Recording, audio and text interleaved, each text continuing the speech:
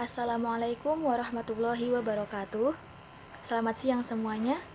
Terima kasih kepada dosen mata kuliah Islam dan Sains, Bapak Irfai yang telah memberikan kesempatan kepada kelompok 6 untuk berpresentasi pada hari ini.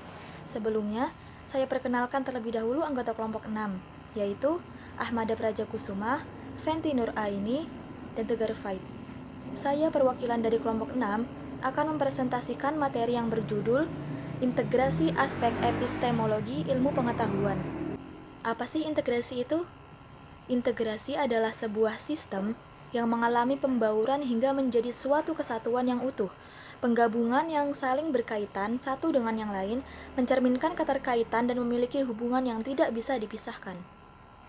Kemudian, apa itu epistemologi?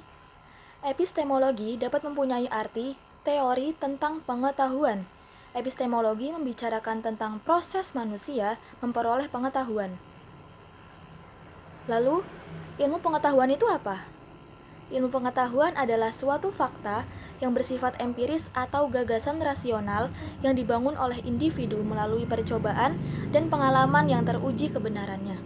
Integrasi aspek epistemologi ilmu pengetahuan.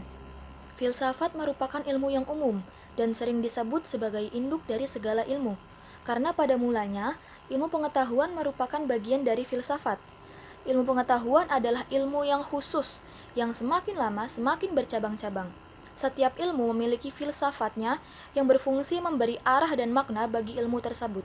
Dan epistemologi ini termasuk dalam ruang lingkup filsafat. Dengan demikian, terdapat sebuah pembauran antara aspek epistemologi atau filsafat dengan ilmu pengetahuan hingga menjadi suatu kesatuan yang utuh, karena memiliki hubungan yang tidak bisa dipisahkan. Teori pokok epistemologi yang pertama adalah sumber ilmu pengetahuan. Secara garis besar, ilmu pengetahuan dapat digolongkan kepada dua macam.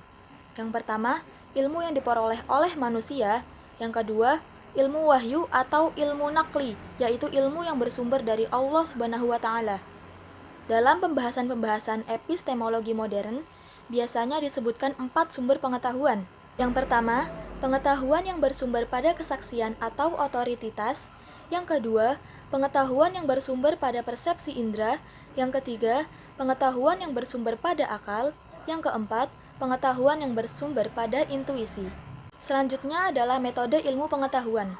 Adapun ilmu-ilmu yang diperoleh melalui akal dan pengalaman manusia diperoleh dengan pendekatan ilmiah, yaitu melalui suatu rangkaian langkah berpikir yang disebut berpikir ilmiah atau scientific thinking. Biasanya, langkah-langkah berpikir ilmiah itu ada 5 macam, yaitu perumusan masalah, perumusan hipotesa, pengumpulan data, analisis data, dan pengambilan kesimpulan. Sesuai dengan pendekatan ilmiah itu, maka untuk ilmu-ilmu rasional dipakai metode a priori dan deduksi, sedangkan untuk ilmu-ilmu empiris dipakai metode a posteriori dan induksi. A priori ialah pengetahuan yang diperoleh sebelum dilakukan pengamatan atau tanpa pengamatan, yang karena itu pengetahuan tersebut bukanlah pengetahuan yang baru, karena sudah a priori. A posteriori ialah pengetahuan yang diperoleh setelah dilakukan eksperimen atau pengamatan secara empiris, yang karena itu pengetahuan yang diperoleh adalah pengetahuan yang baru. Deduksi adalah cara berpikir dari yang umum kepada yang khusus, sedangkan induksi ialah berpikir dari yang khusus kepada yang umum.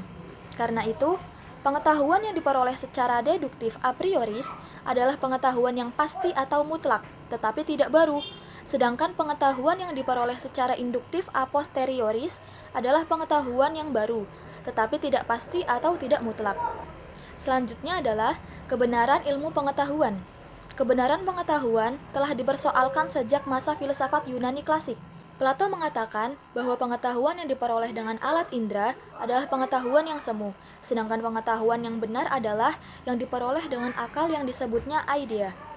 Sebaliknya, penganut aliran empirisme mengatakan bahwa pengetahuan yang benar adalah yang diperoleh dengan perantaraan panca indera, sedangkan pengetahuan yang diperoleh dengan akal hanyalah merupakan pendapat saja. Dari perspektif barat, dikenal 3 macam teori kebenaran pengetahuan.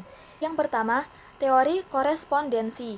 Yang kedua, teori konsistensi. Yang ketiga, teori pragmatik. Ketiga macam teori kebenaran, menurut pandangan sains barat itu, dapat digolongkan ke dalam dua macam kebenaran.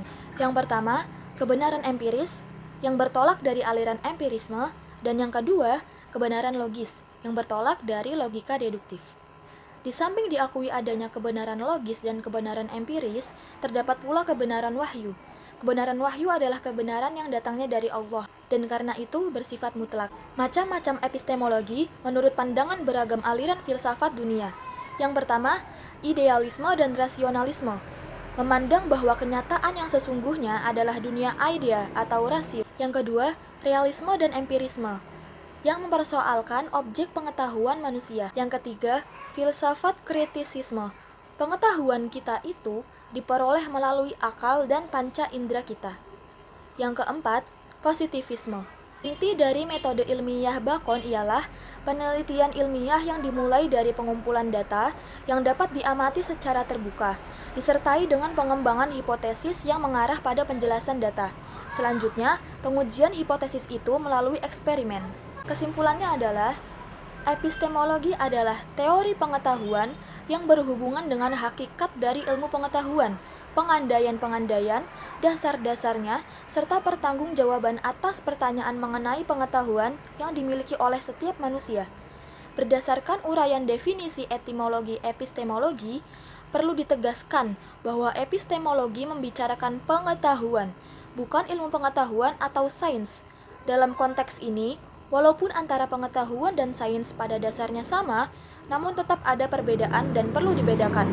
Di antaranya, karena sains merupakan proses atau tahapan berikutnya setelah pengetahuan. Sekian materi yang dapat saya jelaskan, kurang lebihnya mohon maaf. Wassalamualaikum warahmatullahi wabarakatuh.